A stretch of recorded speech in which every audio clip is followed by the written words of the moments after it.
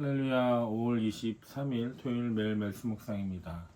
오늘 하루도 하나님과 함께 동행하면서 살아갈 수 있는 하루가 되시길 바랍니다. 오늘은 시편 114편 1절에서 8절까지 말씀입니다. 함께 읽겠습니다. 이스라엘이 이집트에서 나올 때 야곱의 집안이 다른 언어를 쓰는 민족에게서 떠나올 때 유다는 주님의 성소가 되고 이스라엘은 그의 영토가 되었다. 바다는 그들을 보고 도망쳤고 요단강은 뒤로 물러났으며 산들은 순양처럼 뛰놀고 언덕들도 새끼양처럼 뛰놀았다. 바다야 너는 어찌하여 도망을 쳤느냐? 요단강아 너는 어찌하여 뒤로 물러났느냐? 산들아 너희는 어찌하여 순양처럼 뛰놀았느냐? 언덕들아 너희는 어찌하여 새끼양처럼 뛰놀았느냐?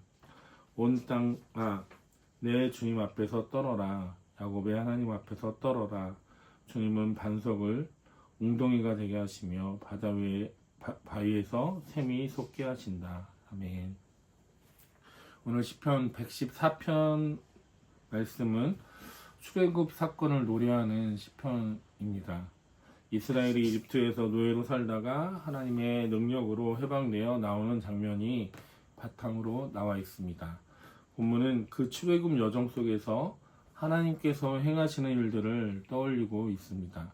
1절 말씀에 다른 언어를 쓰는 민족에게서 떠나올 때라고 말하는데, 이 말은 낯선 땅 이집트에서 압박받던 이스라엘 민족을 하나님이 건져내셨다라는 뜻입니다. 또한 2절 말씀에 유다는 주님의 성소가 되고 이스라엘은 그의 영토가 되었다라고 말하고 있습니다.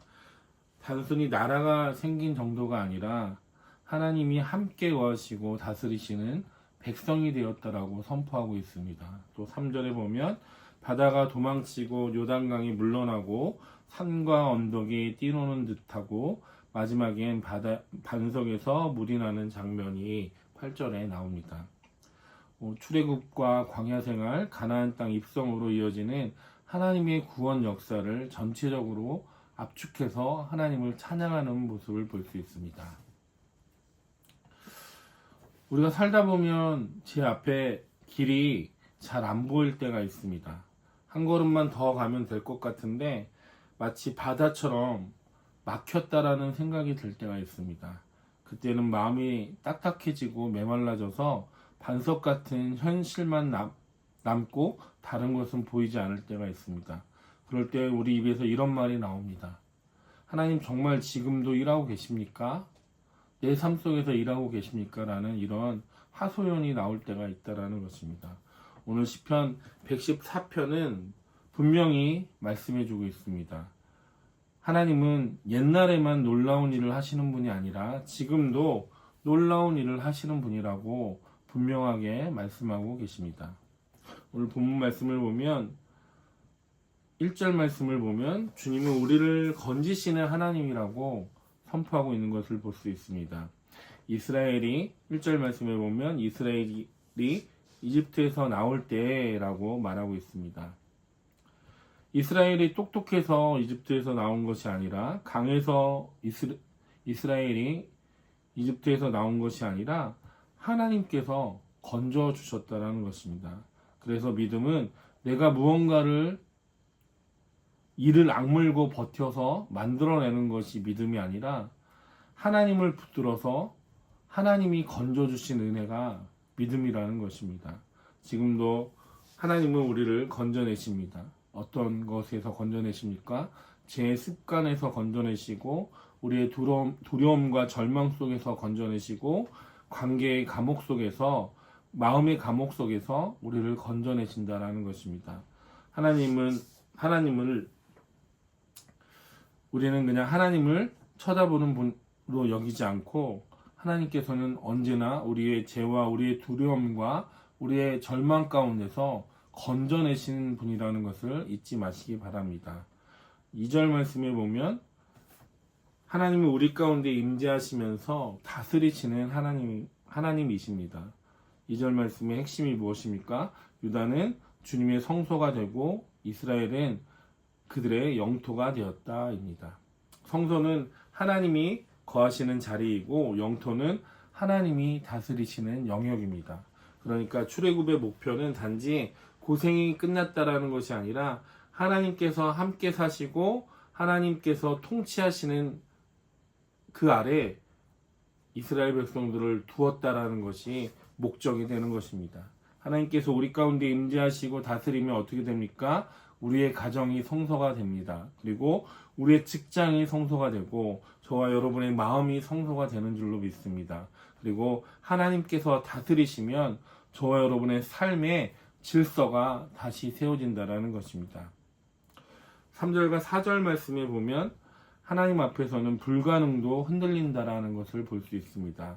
바다가 도망치고 요단강이 물러나고 산과 언덕이 뛰노는 것 같다라고 말씀하고 있습니다. 이게 무슨 뜻입니까? 하나님이 개입하시면 상황이 달라진다라는 것입니다.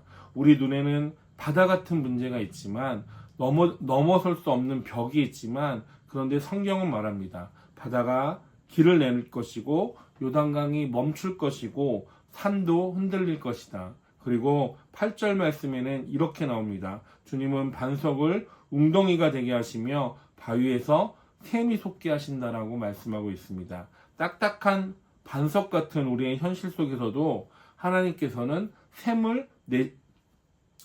물을 내시는 분이라는 것입니다. 막힌 자리에서도 길을 내시는 분이 하나님이라는 것입니다.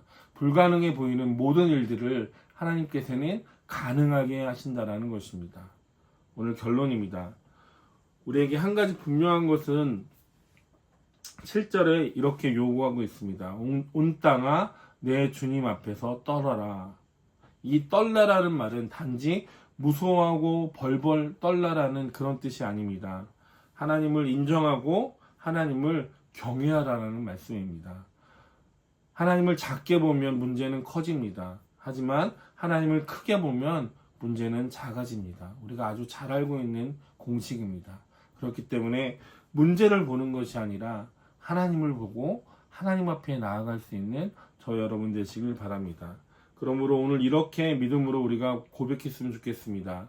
하나님은 나를 건지시는 분이다. 그리고 내 삶 가운데 거느리시고 다스리시는 분이다. 그리고 하나님 안에는 불가능이 없다. 그리고 하나님께서는 하나님 안에서 반석에서 샘이 나게 하신다. 오늘도 그 놀라운 일을 하시는 하나님을 믿고 뒤로 물러서지 않고 믿음으로 한 걸음 더 나아갈 수 있는 저 여러분 되시길 주님의 이름으로 축원합니다. 기도하겠습니다. 사랑의 하나님 아버지 감사합니다.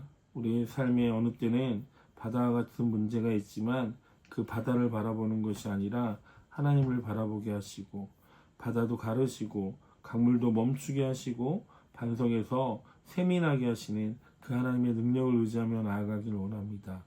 우리의 삶은 힘들고 어렵지만 우리의 삶에 역사하시는 하나님 바라보게 하여 주시고 하나님 의지하며 나아갈 때 하나님께서 우리의 삶 가운데서 역사하심을 보게 하여 주시옵소서. 또한 우리의 삶을 인도하시는 하나님 앞에 늘 찬송하며 감사하며 나아갈 수 있는 미랄의 모든 성도들 될 수 있도록 인도하여 주시옵소서.